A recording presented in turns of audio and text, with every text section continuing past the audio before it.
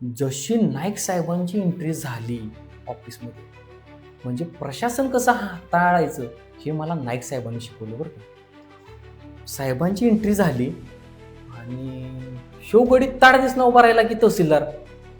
आम्हाला आमदारांचं काय काम आहे माहीत नाही, आम्हाला त्यावेळी 16च्या आसपास असेल, 16-17च्या आसपास होते. तहसीलदार दीपक शिंदेजी नाव घेतोय मुद्दाम झापलं, आणि तहसीलदार असे उभा राहिले, खुर्ची दिली, आणि जी साहेबांनी जी झापायला त्याला चालू केला, आया आया असं त्या बाबतीत नाईक साहेबांचं म्हणजे प्रशासनावरती जी वचक आहे ती म्हणतात ना सगळे अजून, की प्रशासनाच्या बाबतीत नाईक साहेबांचाही करायचं. तर नाईक साहेबांच्या म्हणजे त्यावेळी मी तो अनुभव घेतला आणि त्यावेळीपासून प्रशासन कसं दाबायचं हे मला कळलं.